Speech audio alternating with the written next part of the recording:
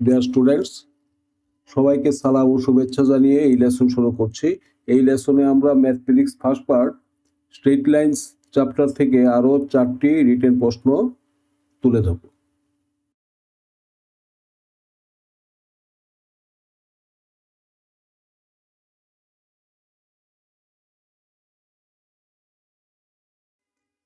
তো প্রবলেমটাতে কি দেয়া আছে আর কি চেয়েছে? এখানে দুটি স্ট্রেট লাইনের সমীকরণ দেওয়া আছে। তো এই দুটি স্ট্রেট লাইনের ছেদ বিন্দু দিয়ে যায় এবং এক্স অক্ষের সমান্তরাল হয় এরকম একটা সরলরেখার সমীকরণ বের করতে বলেছে। দেখো, অঙ্কটা কিন্তু অনেকগুলি পরীক্ষায় এসেছে, অথচ একেবারেই সহজ অঙ্ক। দুটি স্ট্রেট লাইন L1 L2 দেওয়া আছে। এই দুটি স্ট্রেট লাইনের ছেদ বিন্দু কিভাবে বের করতে হয় তোমরা অলরেডি জানো। যে পদ্ধতি তুমি ব্যবহার করো শেষ পর্যন্ত বেরোবে ছেদ বিন্দুর স্থানাঙ্ক 3-2। তো সেইটা আবার এক্স অক্ষের সমান্তরাল হবে। তো এক্স অক্ষের সমান্তরাল যে কোনো রেখার সাধারণ সমীকরণ হচ্ছে y সমান k। তো এখানে বসিয়ে দাও জাস্ট, তাহলে y + 2 = 0। Very simple.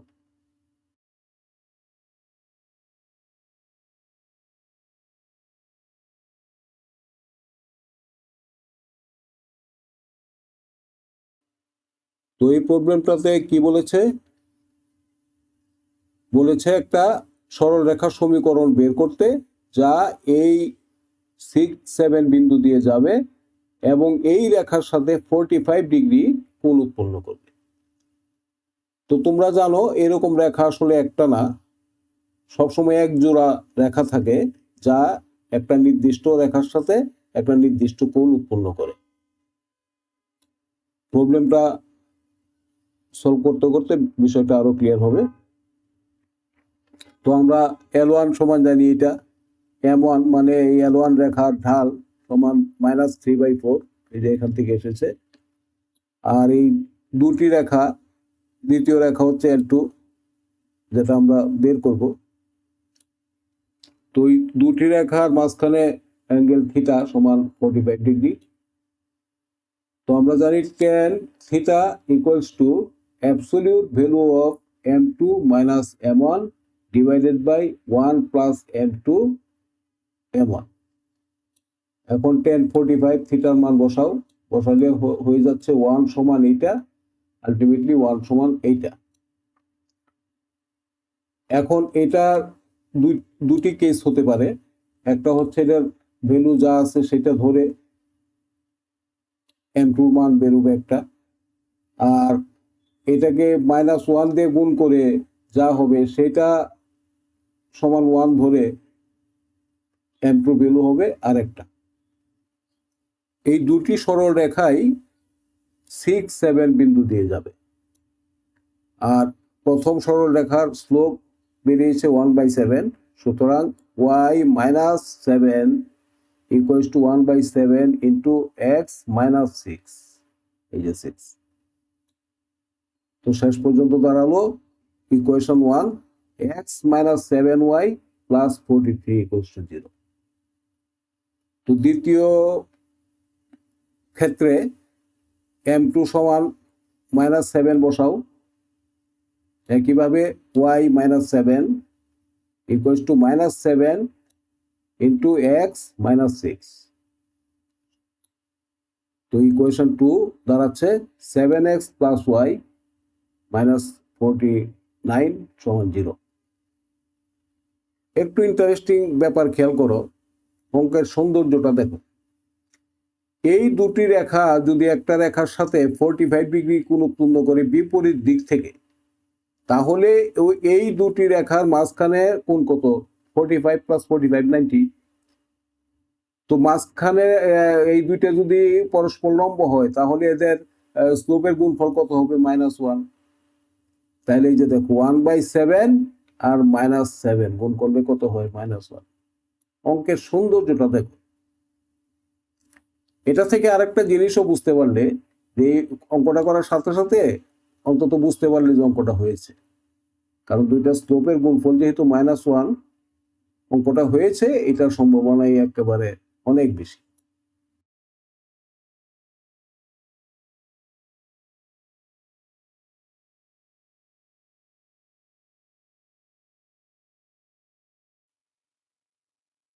অঙ্কটাতে স্টেশন মাস্টারের রুম নিয়ে এসেছে। আসলে স্টেশন মাস্টারের রুম তো কোনো কথা নয়, কথা হচ্ছে যে এই দুটি সরল রেখার ছেদ বিন্দু স্টেশন মাস্টারের রুমে আছে, আর সামনের রেল লাইনের ইকুয়েশন দেওয়া হয়েছে। এটা ওই ছেদ বিন্দু থেকে এই লাইনের উপরে অঙ্কিত লম্বের সমীকরণ বের করতে বলেছে। এটা অলরেডি এই ধরনের অঙ্ক আগে বহুবার করা হয়েছে, এটা নতুন করে আলোচনা করার কিছু নাই। সিস্টেম পুরাতন লেসন এগুলি দেখে নিও, এগুলি নতুন করে আলোচনা করার কিছু নেই। শেষ পর্যন্ত উত্তর দাঁড়াবে 3x minus 4y plus 1 equals to 0।